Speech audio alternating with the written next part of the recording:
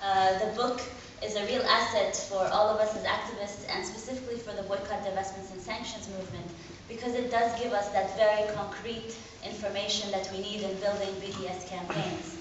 I am also just back from the Russell Tribunal in South Africa, and I have to say that it was one of the most touching and moving experiences of my life to be in South Africa, in a country that struggled with political apartheid, people who helped to end political apartheid but continue to struggle with the legacy of apartheid and struggle against the economic apartheid that still exists in the country. So to be there, it gave me real hope about how people struggle, but also great insight into how legacies of apartheid continue for a long time after the actual political system has actually ended. For us Palestinians who were at the Russell Tribunal, as Frank was saying, it highlighted to us the nature of how Israeli apartheid works, because most of us had never been able to see each other before. We had worked together for a very long time, but those of us who are refugees outside weren't able to see those who were in the West Bank. A lot of the Israeli citizens, when they were Palestinian Israeli citizens, when they were going to the West Bank, they had to be really careful. So it really highlighted to us how much Israeli apartheid has touched all of us while we're even combating it and fighting against it. A question that I often got asked after the Arab Spring was, do you think the Arab Spring is going to affect what's happening in Palestine? And I'm very glad to announce to you, this hasn't gone out in the press, I was just working on the press release before coming out, but that led by the independent Egyptian trade unions, there was a walkout from the Euro-Mediterranean Economic and Social Council's forum by most of the Arab delegations, refusing to be there with the Israeli delegation in such a normalization forum.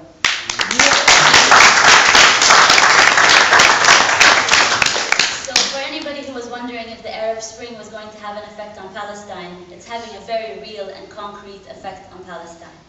What I want to do in this talk today is very briefly put the BDS movement in a historical context, speak a little bit about the analysis from which the BDS movement comes from, and speak a little bit about campaigning as well, because the usefulness of the book that is being launched today is in terms of campaigning. So to begin with the historical context, I think the ethnic cleansing of Palestine in 1947 and 48 that led to the flight of over 3/4 of the Palestinian population is the starting point, because it's not simply a painful historical memory.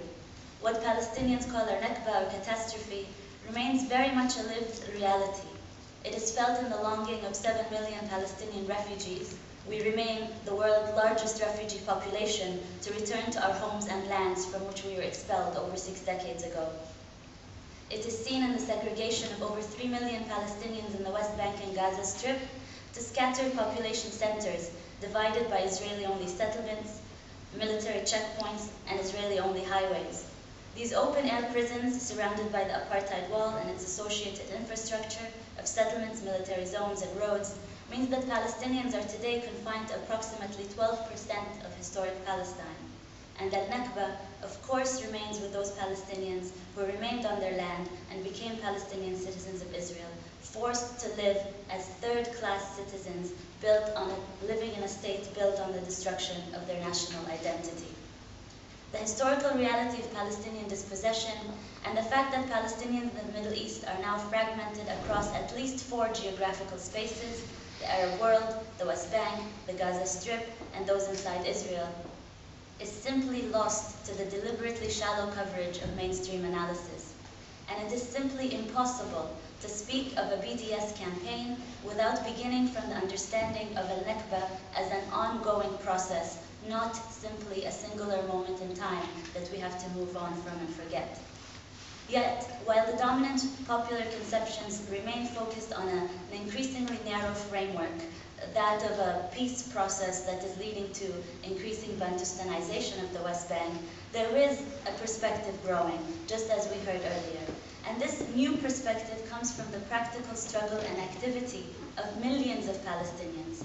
It is a perspective that acts to resist the fragmentation of the Palestinian people and insists on the ongoing salience of al-Nakba, thereby connecting lived history to the contemporary reality within a singular narrative.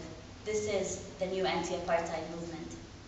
The 2005 boycott, divestment, and sanctions call that came from Palestine was signed by over 170 Palestinian civil society organizations, representing people in the West Bank and Gaza Strip, but also refugee communities outside. And it had three very basic demands, all enshrined in international law.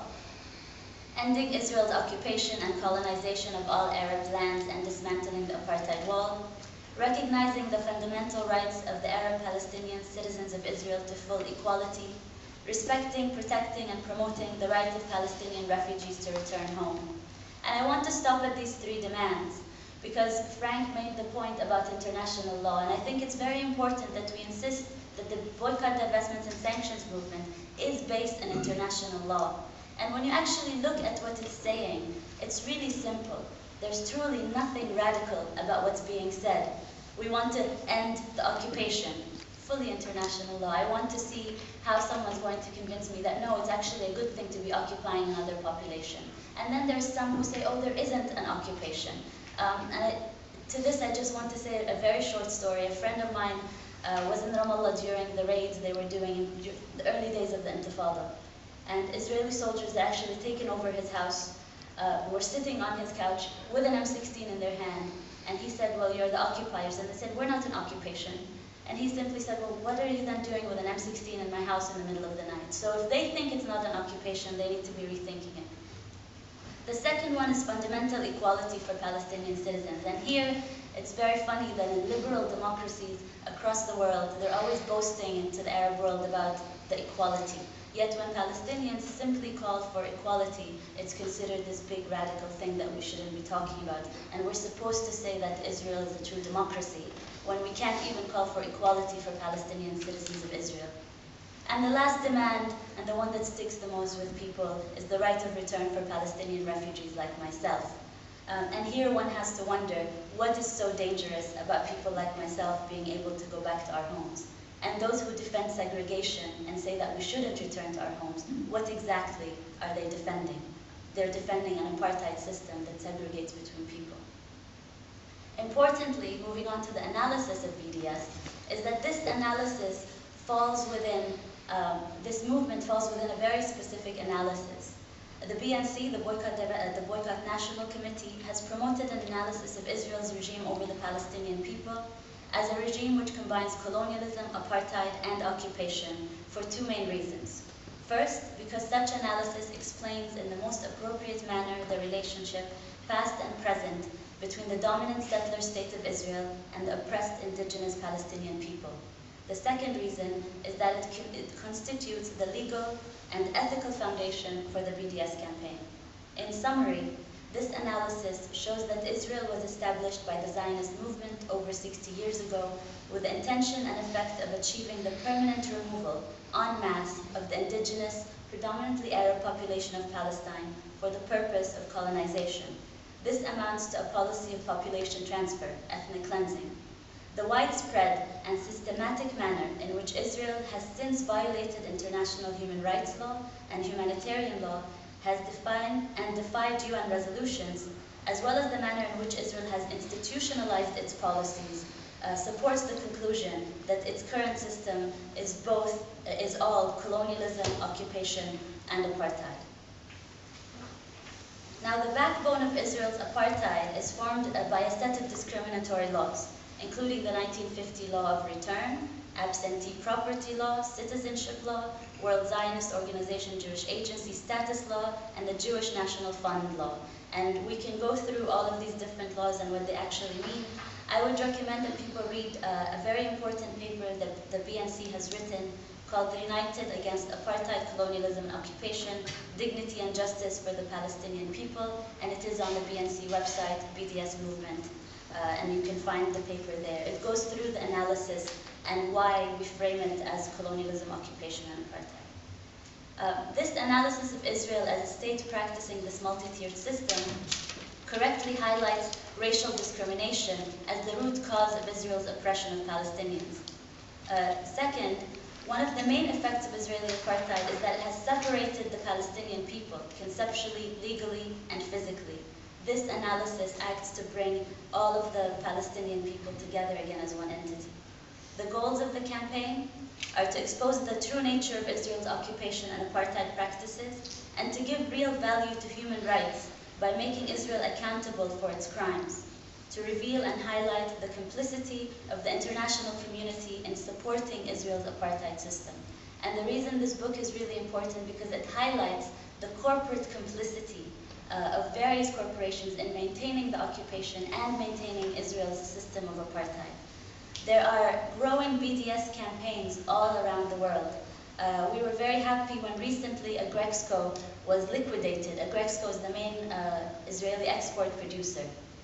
And one of the reasons is because it has been targeted by a BDS campaign.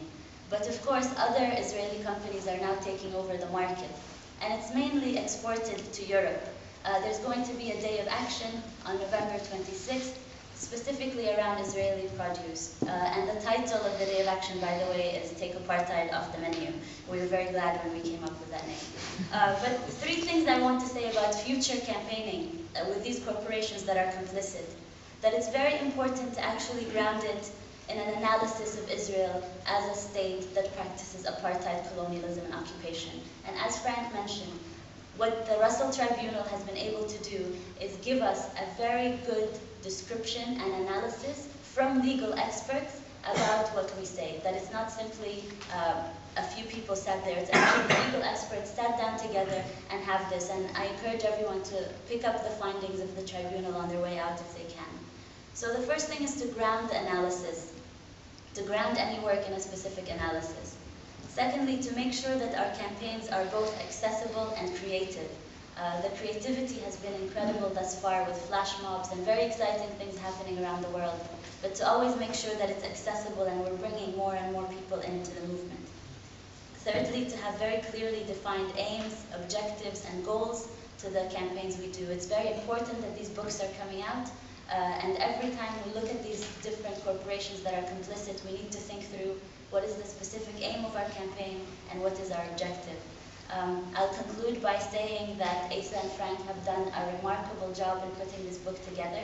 I hope as many activists pick it up, but also people who have never heard of BDS before, or even Palestine and Israel before, so they can understand how corporate complicity works at times of apartheid, especially as we have all these Occupy movements around the world. And by the way, it's very difficult for a Palestinian to mention the word Occupy in a positive sense. But as we have all these movements, I think a big question is corporations and how they function and how they operate. And the BDS movement has certainly learned a lot from the environmental movement and others. And I think we in turn can teach the rest of the world a lot of things. So I want to thank Asa and Frank, and to say that Frank is one of the organizers I have seen remain calm, while he had many, many international experts yelling orders left, right, and center, and people pushing him in different directions. And we're really looking forward to the next Russell Tribunal session, where Frank will look just as calm and have just as pretty a jacket. Thank you.